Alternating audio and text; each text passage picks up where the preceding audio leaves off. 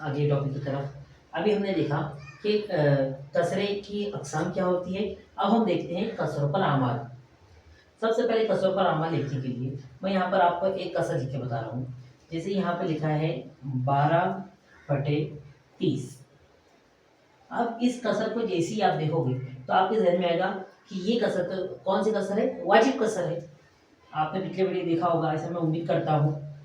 वाजिब कसर किस तरीके से कि 30 आदद में से 12 आदद निकालना आसान होगा। अगर आपके पास 30 लड्डू है, उसमें से 12 लड्डू किसी को देना है, आप दे सकते हो। आपके पास 30 पेन है, उसमें से आप 12 पेन किसी को देना दे सकते हो।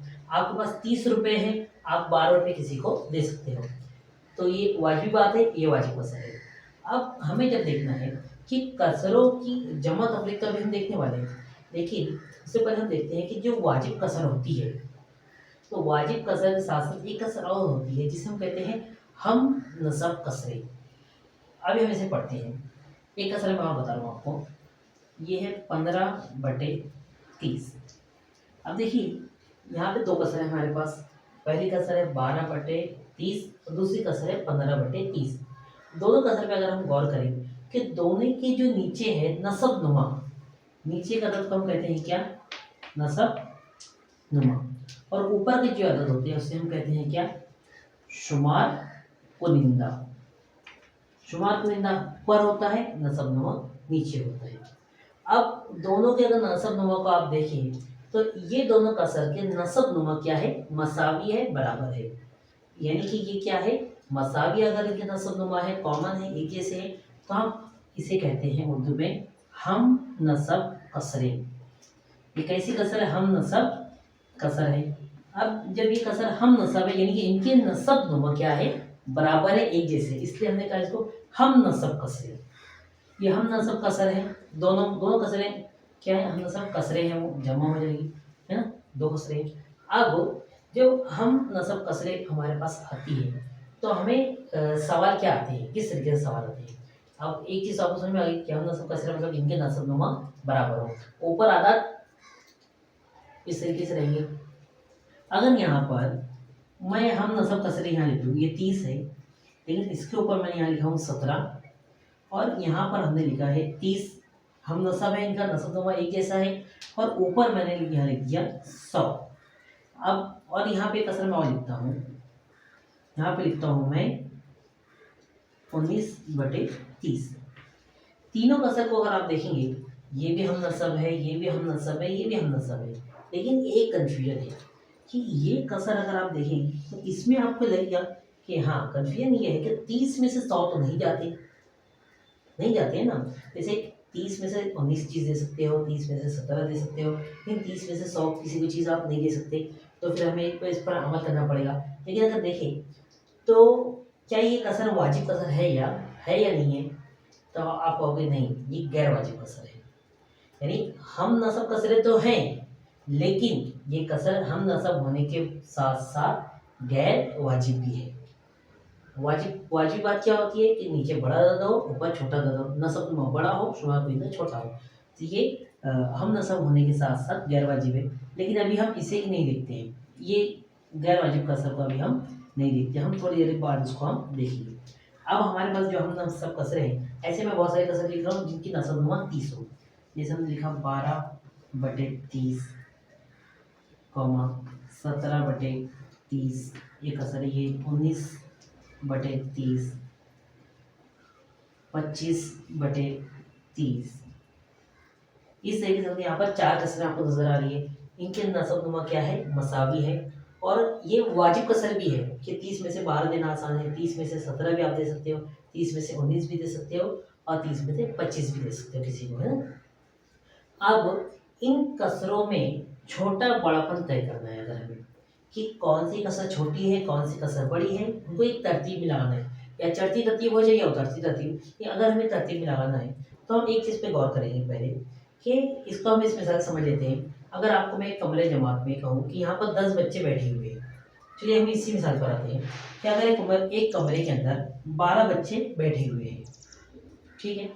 अब अगर हम बाहर कुछ 12 बच्चे खेल रहे हैं, या बाहर जो 17 बच्चे खेल रहे हैं, मैं कहूँ कि उन 17 बच्चों को बुलाकर इन 12 बच्चों के साथ खड़ा कर दो या बिठा दो, तो आप ये काम कर सकते हो। आप बोले हाँ बिल्कुल कर सकते हैं हम। तो यानी कि जिस कमरे में वो आएंगे तो कमरा तो उनका सेम ही है, मतलब उनका क्या है, लेवल बराबर है। तो अगर सब एक लेवल पर रहेंगे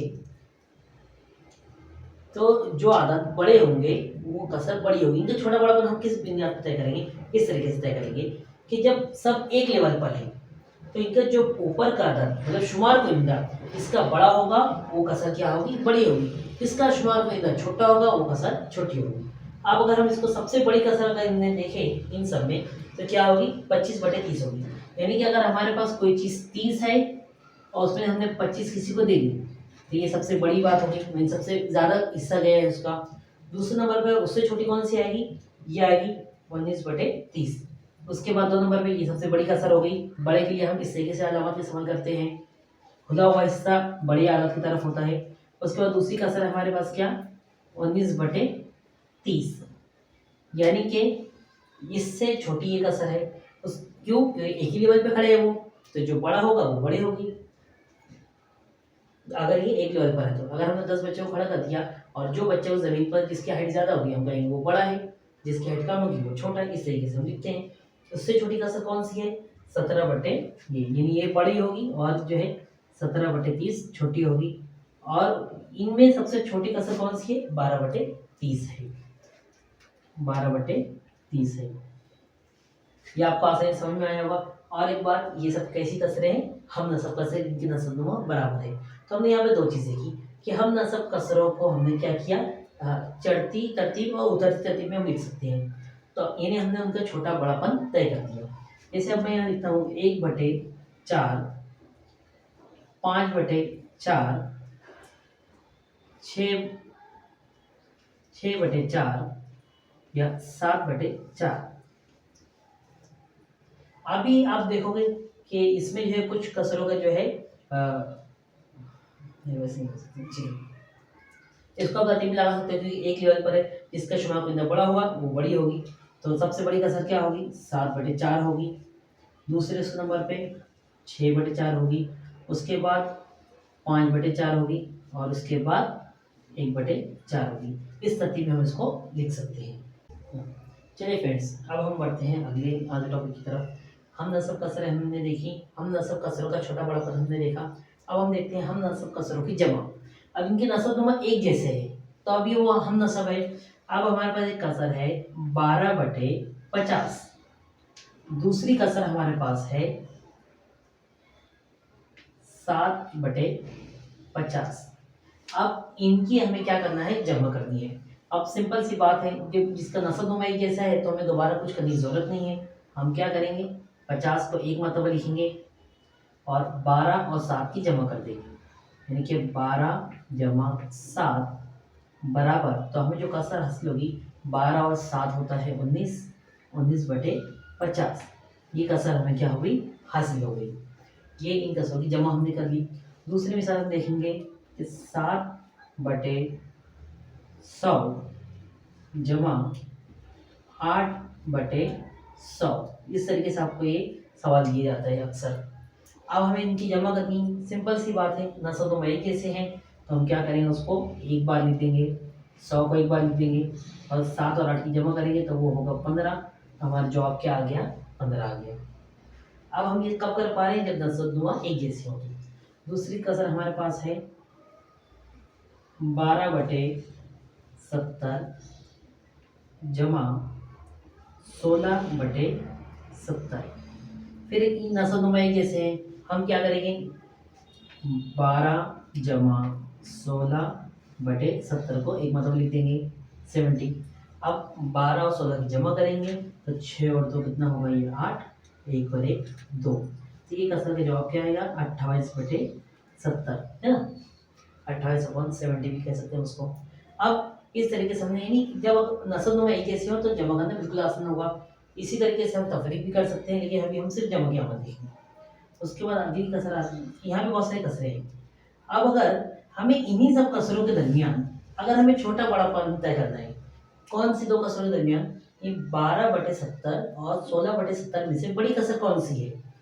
अगर हमने ये सवाल दे दिया जाए कि 12/70 और 16/70 में बड़ी कसर कौन सी है? तो हमने पहले कहा अगर दोनों एक ही लेवल पे खड़े हैं तो हम जाहिर से बता देंगे कि जिनका शुमार कोई ना बड़ा होगा वो कसर क्या होगी? बड़ी होगी। इसी तरीके से अगर ये दो कसर देखते हैं, अगर हम 12/50 और 7/50, दूसरी कसर देखते हैं अब हम 12/50 और 7/50, ये दो कसर हमने देखी। अब दोनों कसरों में बड़ी कसर कौन सी होगी? तो हमें पता है दोनों कसरों में जिसका शुमार बिंदा बड़ा है वो कसर बड़ी होगी। दोनों में से किसका शुमार बिंदा बड़ा है? बड़ा किसका है? 12 बड़ा है तो ये कसर बड़ी होगी। इसी तरीके से अगर ये है 7/100 और 8/100, दोनों में बिल्कुल थोड़ा सा फर्क है। दोनों में बड़ी कसर कौन सी होगी? तो 7/100 और 8/100 में आप कहोगे कि सर 8 बड़ा होता है, इसलिए कौन सी कसर बड़ी होगी? 8/100 कसर बड़ी होगी। यानी कि अगर एक मिसाल देखें, आपके पास 100 लड्डू है, आपने उसमें से 7 लड्डू किसी को दिए और दूसरे शख्स के पास भी 100 लड्डू है, उसने 8 लड्डू दिए, तो ज़्यादा क्या हुआ? 8 उसमें से निकला है, ज़्यादा क्या है? इस तरीके से हम इसे समझ सकते हैं। या अगर किसी को अगर मार्क्स के हिसाब से देखें कि किसी को जो है 70 मार्क्स मिले कितने में से? 100 में से, तो आप कहोगे हाँ उसको मार्क्स अच्छे मिले हैं। लेकिन किसी को अगर आप कहोगे कि 100 में से 80 मार्क्स मिले, अब दोनों में से ज़्यादा किसके है? आधा सेम है, तो किसकी ज़्यादा है? 80 ज़्यादा है। इसलिए इसको इस तरीके से आप याद रख सकते हो। यह हमारी ट्रिक है कि अगर सेम अगर नसबनुमा है, जिसका शुमार बिंदा बड़ा रहेगा उसको वो क्या रहेगी? कसर बड़ी रहेगी। ठीक है, हमने देखा हम नसब कसरे, उनका छोटा बड़ापन और उनकी जमा।